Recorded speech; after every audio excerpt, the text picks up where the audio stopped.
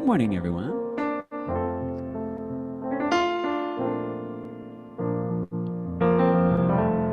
Mhm.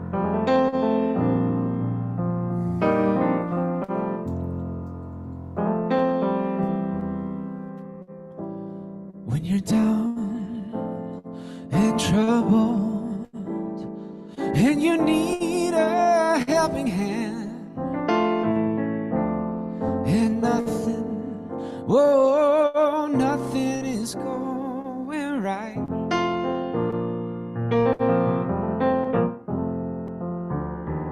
Close your eyes and think of me, and soon I will be there to brighten up even your darkest night. You just call out my name, and you know wherever I am, I'll come running just to see you again.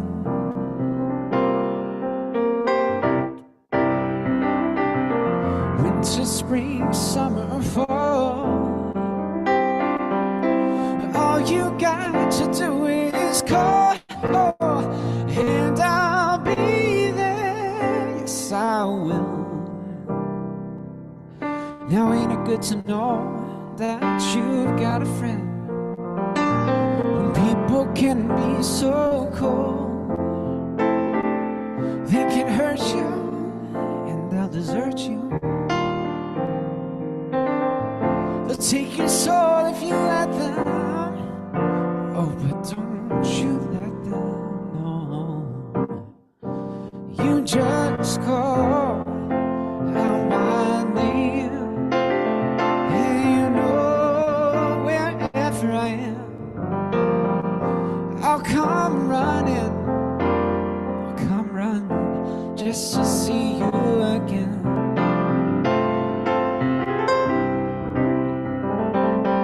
Winter, spring, summer, or fall,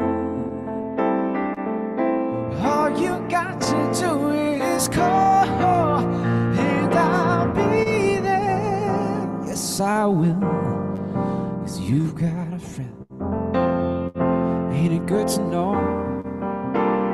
Ain't it good to know that you got a friend? Ain't it good to know that you've got a friend? Yes, you've got a friend.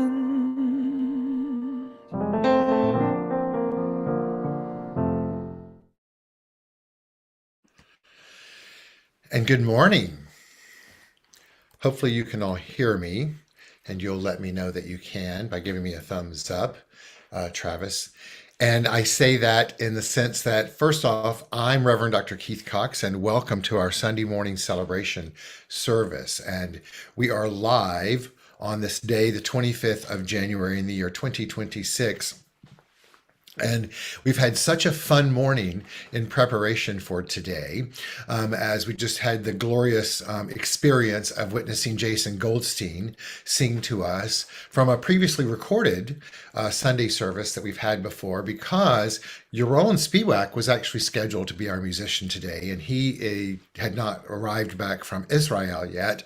And our beloved James Harper was going to cover for him, and now he has not checked into the world that we're living in today. So let's all just affirm and know that he's safe and secure wherever he may be, and that all is well in his world. And a huge thank you and shout out to our wonderful Travis Smith for scrambling technologically right now so that we can provide music for us today in our service. And a big thank you to Robert Hensley as well, who's connecting our dots through the various different technology connections. So I share that with all of you, both to just give you insight as to how our morning together will unfold.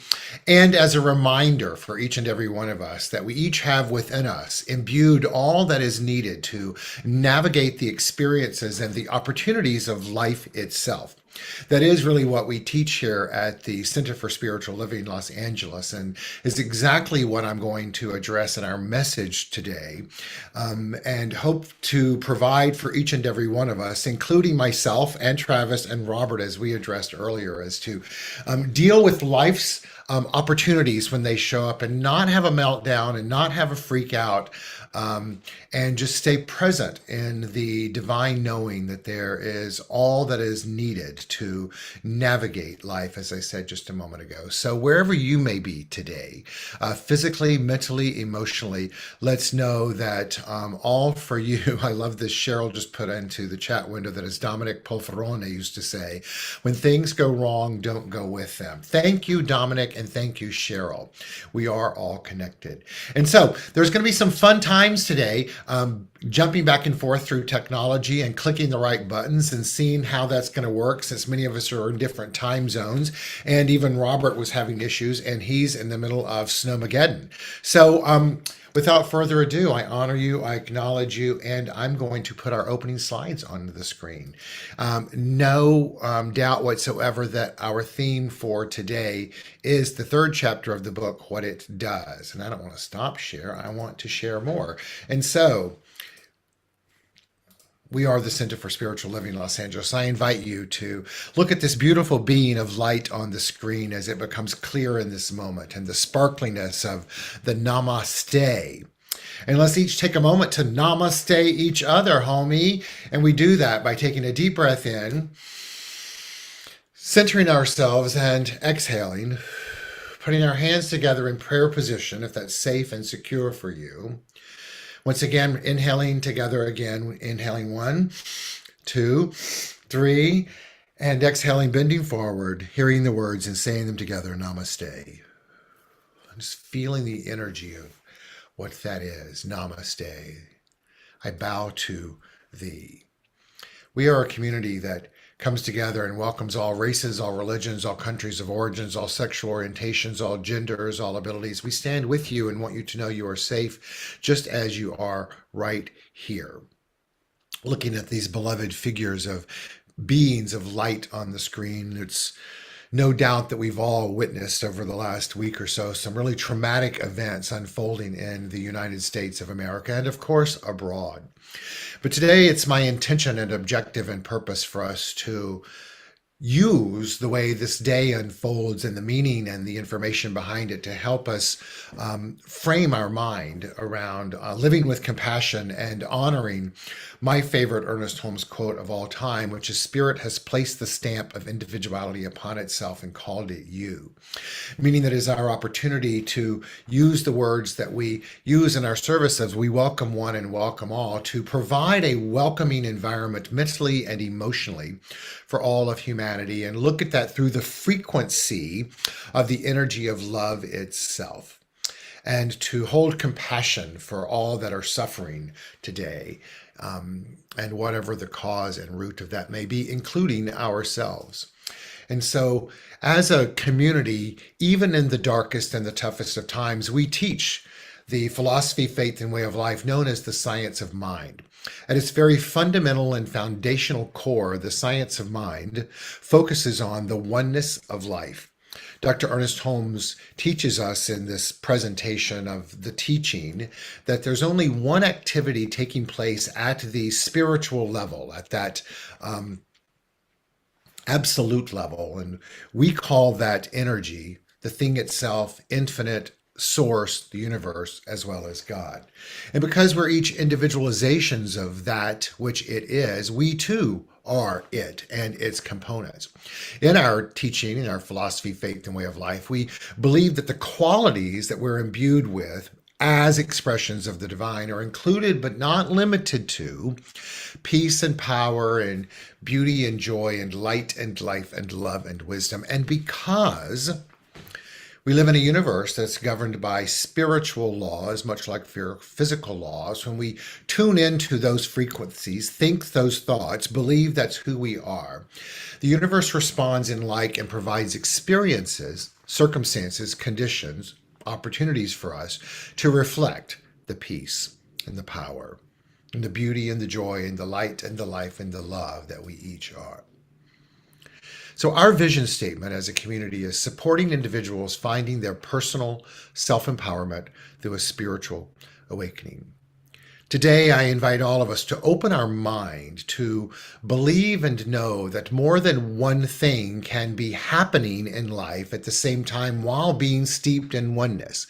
We can have compassion, we can be in shock, we can have sadness, we can have rage, we can feel joy, we can know that our qualities is joy and the other qualities as well, and be open to spiritual awakenings and become personally self-empowered while the external of the world seems to be toxic and shocking. The vision statement for our community is supporting individuals finding their personal self-empowerment through a spiritual awakening. Today, I invite you to open yourself to an experience of your spiritual nature in a new way. And to then affirm for yourself and for all others that self-empowerment that is a reflection of this spiritual awakening is indeed happening.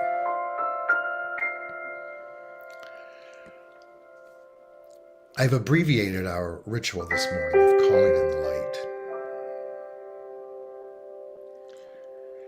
as you'll see in just a moment. But let's all open our mind and our heart to light.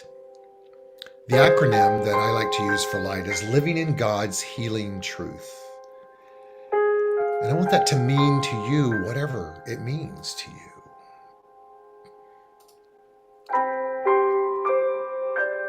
And to look at the image on the screen of the light moving, the vastness of the universe, of the individual opening up, and of the light moving through the being which is you, and all other individualized expressions of the only thing there is, God. And then look at the sparkly being of light on the next screen that I just shared, and hear these words. As a prayer of protection, the light of God surrounds us. The love of God enfolds us, and the power of God protects us. The presence of God, light, watches over us, for wherever we are, God is, and all is well. I feel the need to clarify. It's not saying that all is well in the external world. It's saying reverting and returning back to our field of awareness. All is well. The second piece of our ritual today, my computer's having a hard time moving to the next screen because it's supposed to be sparkling, but we're going to do this. Continue to share. We're going to do that.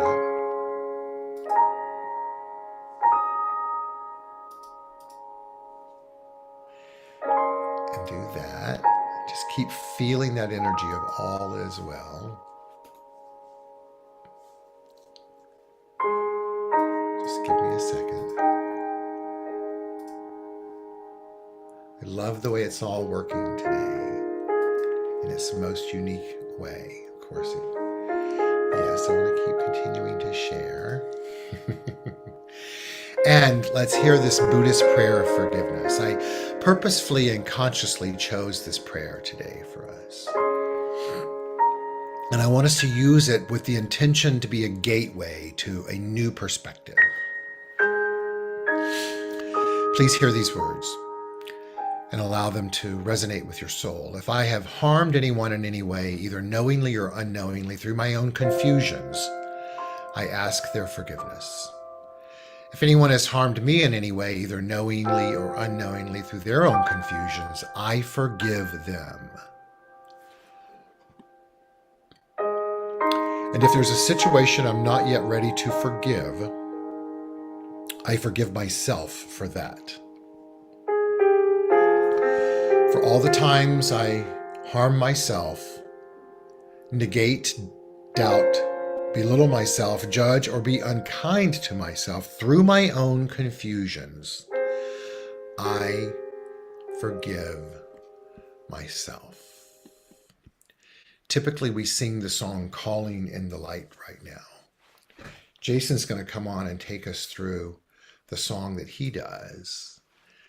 Travis is going to share that, and let's let this music and this song be one to touch our heart and our soul as we allow the ritual to resonate. So,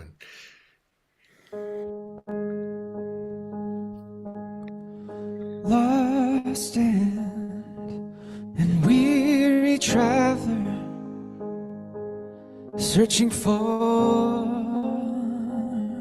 the way to go. Stranger and heavy-hearted, longing for someone you know. May you find a light. May you find a light. May you find a light to guide you home.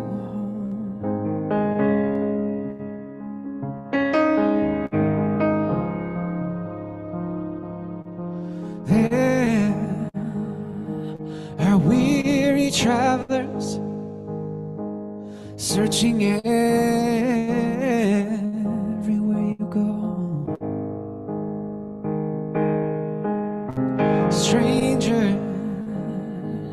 Strangers who are longing to be deeply known. May you find a light. May you find a light.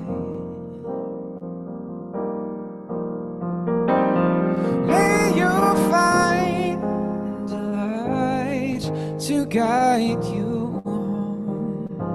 May you find a light. May you find a light. May you find a light to guide you home.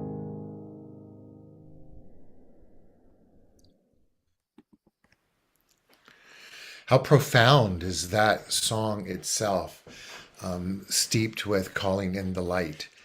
I'm going to just assume for each of us right now that over the last, let's just say 48 hours or 72 hours, or in the last week, there may have been times when it's hard to find the light.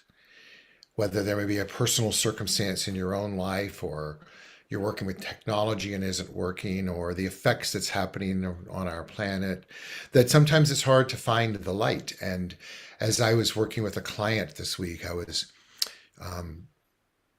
we were talking about light and shining your light, and he was having a very difficult time imagining that he had light within him. And my guidance for him, as it has been for many of us before, is to, and we do this on Sundays when we're in person, is to look at the candle that we've lit in calling in the light in person, and look at that flickering flame. And then when I extinguish it, imagine it coming to life in our own mind. And that's such a great example to remind us that that flame, not literally, metaphorically, metaphysically, is within us as the source of life that we are. and then to develop that through that lens of the acronym of living in God's healing truth and taking that deeper as to what is God's healing truth? Well, it's that we are imbued as contemplative beings with peace and power and beauty and joy and light and life and love and wisdom. And when we train our mind, whether that's moment by moment, in the moment, or at the broadest context of a spiritual practice, then we radiate that and it returns back to us in form. And that's really what we're going to talk about later with what it does, the third chapter of the book. Travis is going to share with us now the next song that he has queued up from Jason. So take it away, Travis. Thank you.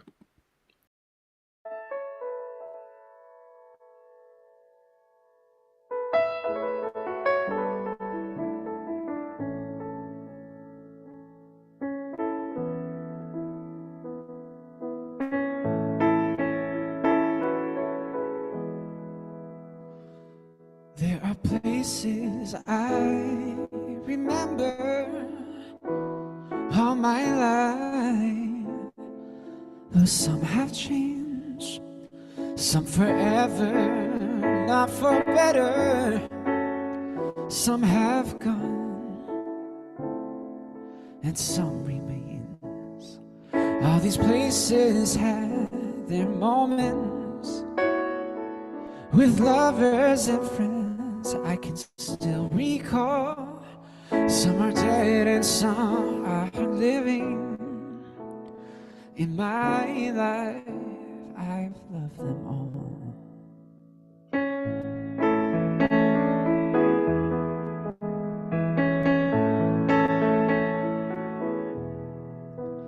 But of all these friends and lovers, there is no one who compares to you. And though memories lose their meaning, when I think of love, I think of something new. Though I never know I'll lose affection for people and things that went before, I know I'll often stop and think about them. In my life, I've loved them more.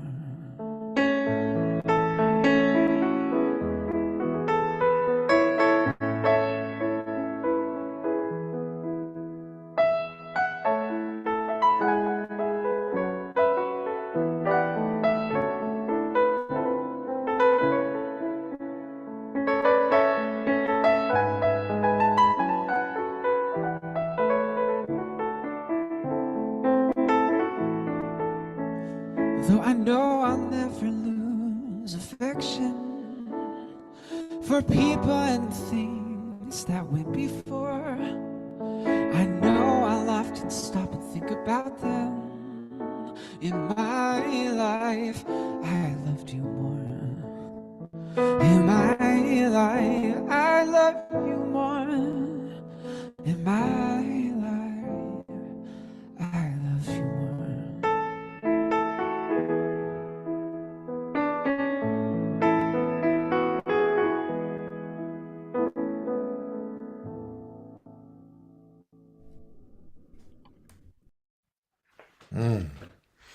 So touching and almost as if it was a divine intervention to have that song played for us right now, right? In my life, I love you more.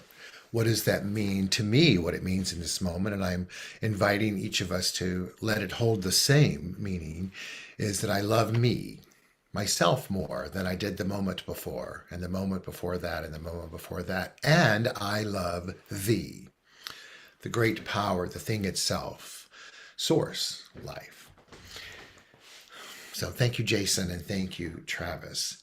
As we move into the third week, the third chapter of the book, this from the Science of Mind, what it does, I'm going to take us through a slideshow that I had created several years ago, almost 4 years ago, for this particular Sunday. And I really want to share it, not just want, I'm going to share it with us today because I believe it is quite poignant and pertinent and appropriate for where we're at each of us on this journey of life right now. And it holds such great significance and power, both fundamentally from something we've heard before, but also the content. And it reminds us to remember the thing itself and what it does, the power itself, and how we as metaphysicians are provided with the opportunity to engage in life through this teaching. And so here we go.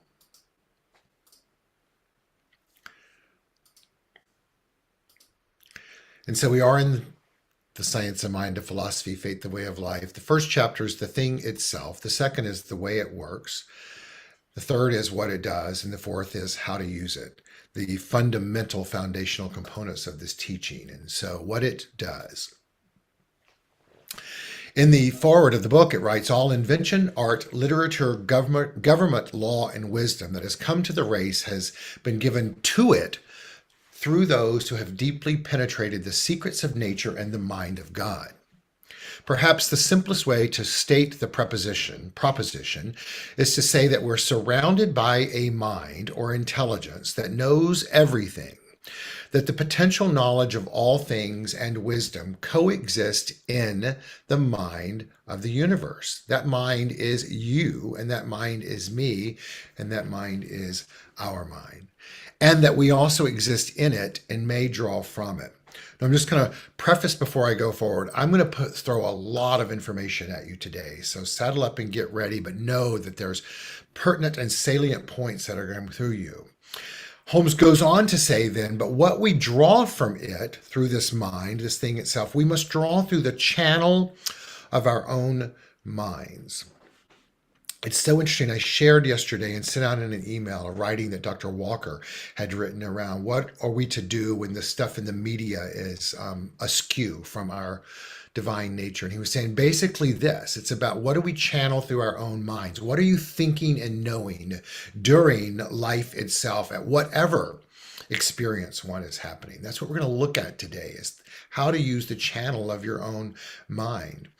We saw earlier in the ritual of calling in the light and the prayer of protection and the prayer of forgiveness, it's speaking to us, opening our mind and letting the light shine. I've already spoken to that in our theme today, and I invite us all to frame the channel of our mind mentally, which is the only place we can frame it, as being a receiver, a receptor, and a revealer, both tuning into that frequency of life itself while also aligning with light, living in God's healing truth, and also knowing, as we've opened this channel of our own mind, to declare and affirm that everything that we could ever need to know, to experience and to express life at the highest level is already within us, waiting to be revealed, and it's through the channel of our own mind, which is an individualized expression of the only thing there is, which is mind, is the means by which it happens. Goes on to tell us in the book this: spirit, this energy, the thing itself that we're all imbued with, responds to us by corresponding to our states of thought. We enter into spirit in such degree as we comprehend it. It enters into us through correspondence in such degree as we comprehend it. Therefore, prayer, communion with spirit, and meditation or contemplation are for the purpose of unifying our minds with the universal mind, opening up the avenues of our thought to a greater influx. Now, I wrestled a little bit, if you will, with actually sharing this paragraph today, because I want to make sure that when we all interpret it, we understand when it's saying this is for the purpose of unifying our minds. It's not saying that's because prior to prayer, communication with spirit, or meditation or contemplation, our minds weren't already unified with the universal mind. It's reminding us that we are then aligning with a frequency, if you will. It's about aligning with that which is already there. We're not creating it. We're not acquiring it. It's there. We're revealing it. And we do that by opening up the avenue of our thought to a greater influx, to a greater alignment to that which is.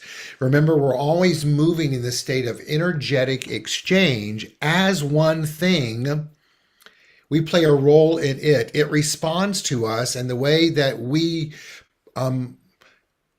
ascertain its response provides us with an opportunity to think anew, which then it responds to, which provides us an opportunity to align with that and ascertain which it has responded.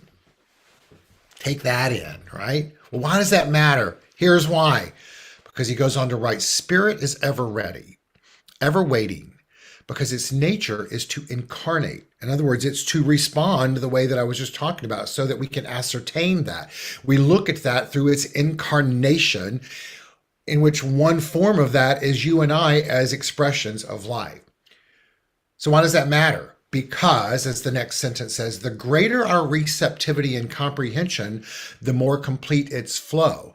That's because if we look at the map of consciousness, that's because the more we align with it, the higher the vibration. The higher the vibration is a reflection of a purer energy field, pure meaning reflecting its innate nature of peace, power, beauty, joy, light, life, love, and wisdom, other than something else. And therefore, it then appears as if we're getting more of it. It's only because we're opening up to more that already is. Now, he says, the universe is not only a spiritual system, it's an orderly system. We're living under a government of law. He's not speaking of government in the political structure. He's speaking of government of a spiritual government, a government of the universe. We're living under a government of law always, whether we deal with the soul, the body, or spirit, whether we're dealing with physics or metaphysics. Now remember that. While divorcing yourself from wondering whether the government's doing what the hell it's supposed to be doing or not, we're talking about the construct and infrastructure of life, the way it works, what it does, the thing itself. Spirit. Spirit. What is spirit?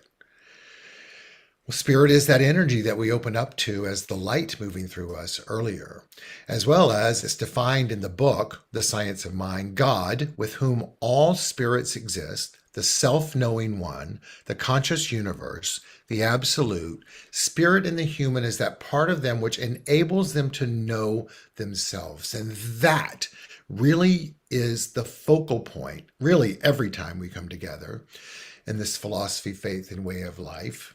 Practice, but certainly today is to provide opportunity for each of us to begin to know yourself in a new way. And whatever symbolism there is of spirit itself, and that's an animated horse whose name is Spirit in the animated cartoon land. And I wanted to put that there for fun. But today it's my invitation for us to tune in to knowing ourselves in a new way, and knowing ourselves in a new way by aligning with our divine nature, and then seeing how we can use that in a way to propagate good in our life, ultimately all of life itself. To be able to process the information that is coming at us through the day-to-day living of life, and to hold more than one idea true at a time. This God is all there is as one truth, that the law is subject to spirit is another truth, and that humans can act like holes sometimes, and things can be really unsettling at times, and also to know that everything is unfolding in divine order. Like all of that is true all at the same time.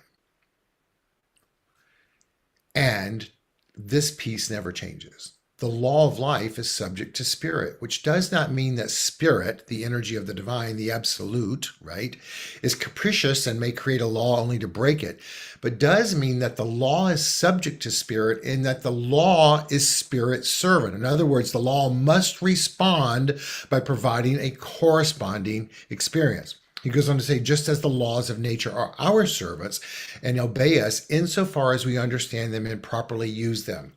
Gravity. Think about it. You're using it and it's your servant at this very moment. But it has never changed. It's never changed. Now, spirit, the energy by which we live, being omniscient, meaning all-knowing, meaning everything that we could ever want to know, desire to know, ever have known as individuals and as a collective, It, being omniscient, understands and properly uses all law, meaning that spirit, that energy of God and the divine, doesn't have to contemplate whether or not the law exists and how to use it. It just does. It just does.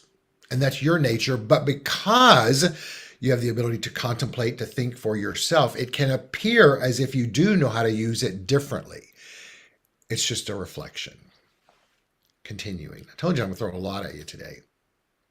Hence, then, spirit never contradicts its own nature, is always harmonious, is complete within itself. It exists in a state of perpetual bliss and always acts in accord with the law of its own being. As David Walker used to say, what's the salient point in this paragraph?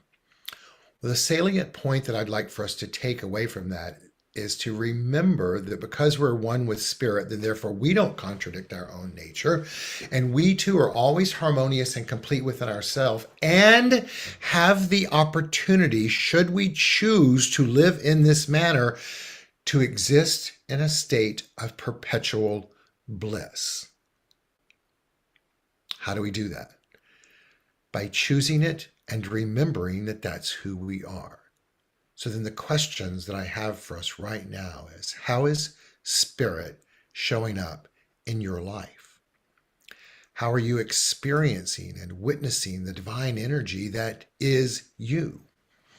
And are you using it wisely?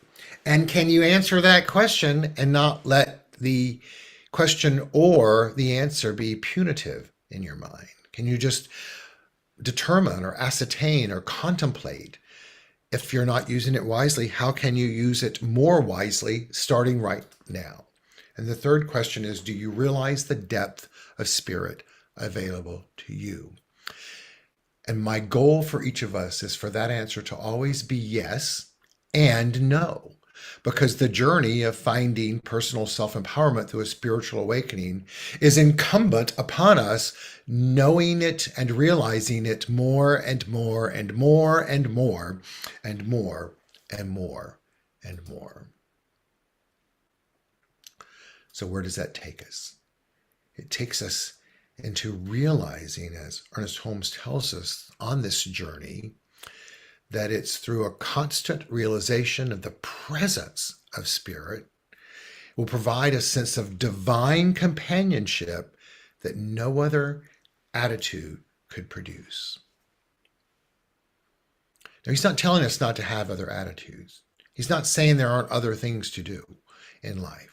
But he is saying that should we desire to live our life in that state of perpetual bliss, manifesting itself as blissful experiences, the journey of finding personal self-empowerment through a spiritual awakening is focusing on the spiritual awakening piece. And that can only happen by living through the purpose and intention and a dedicated mental practice of being open to a constant realization of that which we're imbued with, the presence of spirit, and then to align ourselves with that as divine companionship. Companionship as if we are one. It's already there. It's already there. So when we circle back to the song that Jason sang for us earlier about the friend loving you more, that is really what this statement is speaking of. It's about staying attuned and awake and alert and alive and engaged in this journey. And we do that by continuing to define for ourselves our willingness, by participating in it, by expanding our thinking, by changing our frequency, and by strengthening our faith and understanding that these multitudes of oneness are always unfolding. And that that's good. We really do that by opening the channel of our minds, going back to the graphic from before. So now, being equipped with all that we've addressed so far, take in this animated graphic, which is now the third time we've seen it today. We saw it both in the ritual of calling in the light. We saw it earlier in the presentation, and we're seeing it now. And so I ask you, where have you grown on your journey just this morning of finding personal self-empowerment through a spiritual awakening. And then let's take this in from the great Dr. David Hawkins. And it's this. Man, the human, thinks they live by virtue of the forces they can control, but in fact, he's governed by power from unrevealed sources. Power of which he has no control, because power is effortless. It goes unseen and unsuspected. Force is experienced through the senses. Power can be recognized only through inner awareness. Now, why is this of great importance, this quote, in the context of what we're looking at? Well, just as I was moving to this quote, I was watching a myriad of birds outside, ones that I don't recall seeing out here before, with red colors and vibrant blues, while at the same time looking at the screen. And Travis is sending me a text regarding to the next song if we want to use it. And I have YouTube going on here, and there's a lot going on in my world. I can see myself. I'm wondering what my brows and my eyes are doing. I show them because all of that is the external force. And if I were to allow that to be the motivator by which I'm engaged right now, I could get distracted and not bring my highest self. However, based on the experience of the day, by returning to my highest self and trusting the power, as Hawkins talks about here, that which is unseen, untouched, that can only be recognized through my inner awareness, which in human terms we call faith and trust, by returning back to that, I know that I'm guided to bring forth and experience and express exactly what is the next step in the unfolding of the message that we're all collectively here for today to learn and to grow from and to experience by divine appointment, then that which is being called forth to be revealed and responded to by the law of life is indeed unfolding. And so therefore there are no coincidences or mistakes that just with, and by the way, James is okay, he overslept. James isn't here today, but provided the opportunity to then have the music through Jason to hear that song so that we could use it as a reference point and understanding the construct of the universe, and then using it to the best of our ability with wisdom, with grace, with love, with light, then we align ourselves with the frequency of a higher nature, and spirit does its thing by responding to us, providing a corresponding experience. Power. The question is, how and why do we let the force have power? In other words, how do we let the external of life have power in our lives when what we know is to revert and to choose and to refer to power, not force? Now I'm changing up language with David Hawkins now to remind us to remember that on this journey, we always have free will. We always have choice.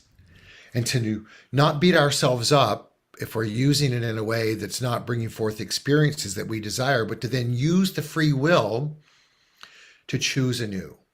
Why does that matter? Because that's the way it works. That's the way it works. That is what it does. It responds by corresponding. And so that provides for you and I to remember that we're always at choice. We're always at choice to choose how we want to use spirit, to choose how we use our mind, to choose how we view the world, and to choose how we feel about ourselves. And then to remember that always before us is the opportunity to choose again. The question that we get to ask ourselves in moments of a lack of feeling aligned with the universe, or situations where we don't feel as if we are expressing peace and power and beauty and joy and light and life and love. And whether it's the external of media or the world of social media or the events that keep unfolding in the world, or situations and scenarios like this morning where our beloved musician slept through and didn't show up and we had to punt, right? Are we overthinking life? That's the question that's in front of us. And it's important to be able to look at that through the lens of inquiry and contemplation and discernment. Why is that? Because the universe responds to the way that we think, the way that we show up, the way that we use our spirit. And then spirit responds. I love this graphic. That's an example that I'm sure we can all go through when all of a sudden our sunglasses are missing. And the question is, has anyone seen my sunglasses? Right? And that's the overarching theme. But within that, there's high ways of thinking, low ways of thinking. On the left, it says the likelihood they're around here somewhere. We've all been that way with sunglasses or car keys or a house key or fill in the blank, right? But our mind goes through this myriad of ways to look at things of like, oh, here they are. Oh, they might turn up. Oh, they're thriving in a new home. I'm going to bless them. The science of mind approach to do that, right? Or, oops, they're at the bottom of the ocean. They're gone. Oop, they're expensive. Ooh, they're cheap, right? All of those things is the way that our mind works. That even can be working whether your computer went down and you need to set up a new one or a new television and you don't have your passwords for YouTube or whatever the case may be. It all comes down to letting all that be, letting it go, and opening up to something new. Whether we're talking about our work life, our self-care, our thriving to be an adult, or eating, or the little things, or the big stuff, or relationships, or talking politics, or assembling furniture, or whatever. That is the nature of life. But what we have before us always is the opportunity to make a choice. And we do that by cleaning and freeing our mind every opportunity we have, which is every opportunity we have, to clean and free our mind and then start anew. And to remember, as this graphic shows us, with these beautiful butterflies, which showed up with no mistake in my world, that they have great power right now and are symbolic of my dear friend Carolyn, whose mother has to the next side, transitioned to tune into this spiritual truth. Your mind is a powerful thing. And when you fill it with positive thoughts, meaning those that are in alignment with peace and power and beauty and joy and light and life and love and wisdom, your life will start to change in that very moment, because that's the nature of spirit and the nature of life. Turtle Dude here tells you that your mind is like water. When it's agitated, it becomes difficult to see, but when you let it settle, the answer becomes clear. Today, I've thrown a lot of information at all of us with purpose and with intention, and to shake up the way that you feel, the way that you see things, the way that you process information, to really agitate what was so as to provide an opportunity to begin anew, to clear and free your mind, and then to let clarity be present in this very moment. Clarity meaning that you see and know that you are living in God's healing truth, that you are the power and the presence of the only thing that there is, and that you are a powerful being with mind, the mind of the divine. And so today, let's all remember that there's a power within us, and it's a power for good, and it responds to all of us alike. And to make a decision that when that shows up in our life, that we question it as to how the hell is that person getting good things in their life, to let go. And remember, that's not ours to know. What is ours to know is it responds to us alike too. And it's impersonal and it's infinite. And it's not judgmental. And it provides to us, through us, all that we can open our mind to. And so today, let's open our mind to using it in a new, more trusting, more expansive, purposeful way, to not only call in the light, but to be that light. Dr. Holmes tells us to remember that here and now, we're surrounded by and immersed in an infinite good. An infinite good. How much of this infinite good is ours? All of it. And how much of it may we have to use? As much as we can embody. We're already embodying more. We are, because we've opened our mind to what we've shared today. Hawkins tells us, Holmes tells us this, to remember you're one with the mind of God, the thing itself. Spirit, causation, life itself. There is that within every individual which partakes of the nature of universal wholeness, and so far as it operates, is indeed God. Since it is what it is and works in the way it works, it appears through the individual, you, me, through their belief. And the belief of this, it's done unto each one of us as we believe.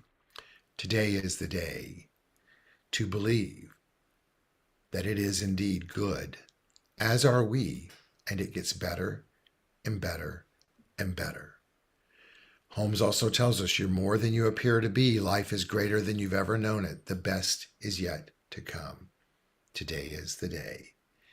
And so it is. Thank you so very, very, very, very much for the opportunity to present this and to know that my jacket aligns with the color of the slide and my sweater with the words. And so it is. Travis was saying he has another song for us, I believe, and there was a question on that, which I did not take in during that moment. So let me see what that is. Travis, do we want to run it anyway, or do we want to... I'll run it. Yes? Let's run it. Jason Goldstein.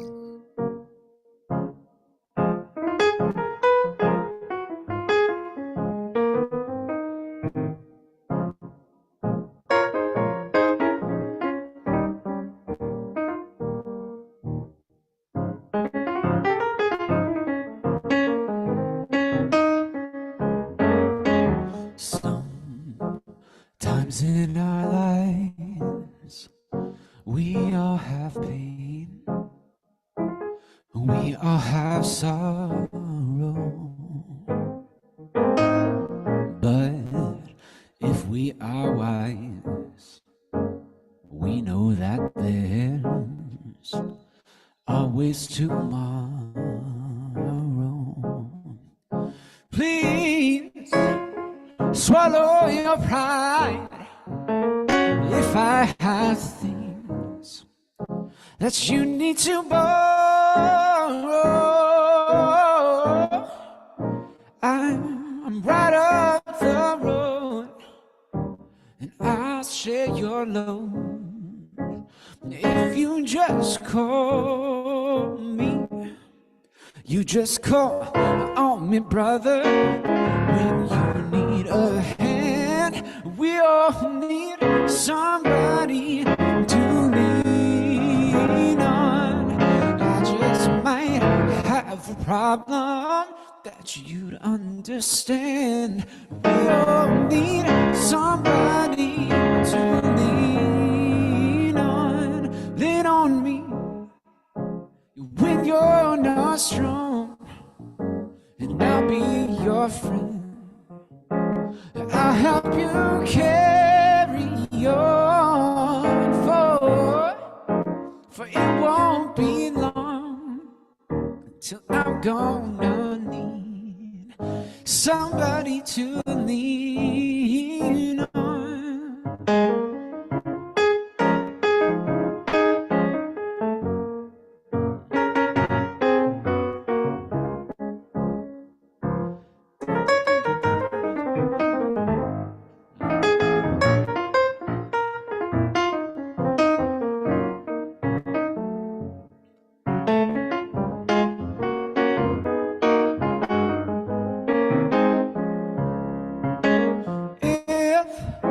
If there is a load that you cannot bear, that you can't carry, well, I'm right up the road, and I'll share your load.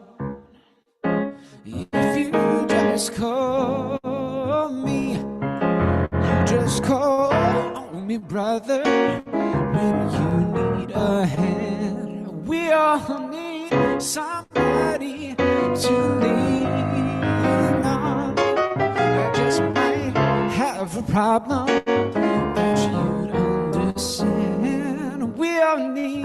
somebody to lean on. So just call me, call me, call me, call me, call me, call me,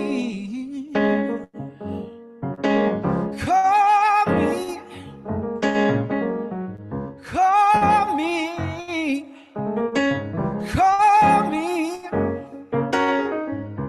call me, just call me,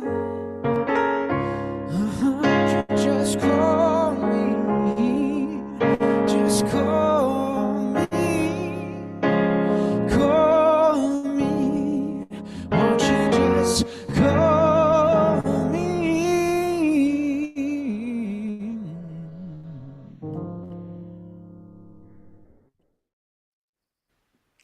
We'll call you Jason Goldstein.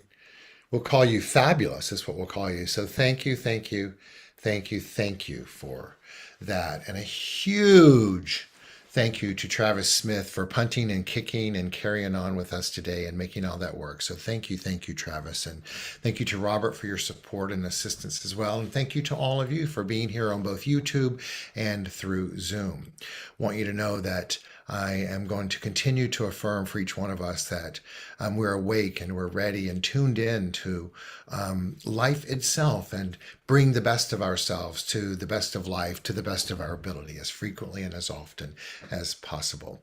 And let's remember that we come together next Wednesday morning at 8:30 a.m. for our midweek morning meditation. And I invite all of you to invite yourselves in for that connection to spirit and soul and life itself. Our e-newsletter goes out tomorrow, as well as our new thought text for the day. Make sure that you're getting those. We're back online next Sunday morning. Our scheduled musician is Teresa James, and so we'll see how that happens as we end up wrapping up our four-part aspect of the week itself, or the 4 parts of the science of mind. I just had a mental so anyway, I'm going to close this out with a spiritual mind treatment. And if you're on Zoom, you can stay on and we'll say a brief hello. And if you're on YouTube, we'll say goodbye.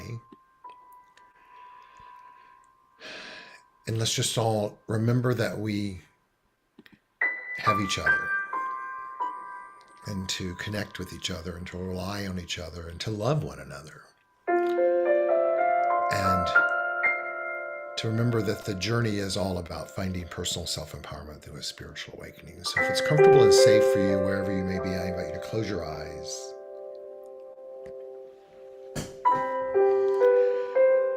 This week I was using these 5 steps of treatment as a mantra. God is. I am. It is. Thank you. And release. The power and presence of the only thing there is. It expresses itself in all of its magnificence and glory through each one of us. As mental beings, we have wisdom and intelligence and intellect and intuition. I affirm for each one of us that we use that to the best of our ability on the journey of our life. We remember who and what we are, that the thing itself is pulsating through our lives, that we call it forth and allow it to reveal itself as it innately is already us through us. We're excited about the journey and see the new as it shows up in our life, whether it's birds or technology or trees or nature or food or even sadness. It's all part of the journey. And we're deeply grateful for the knowledge that we live in a universe that's governed by spiritual law and responds to us by corresponding.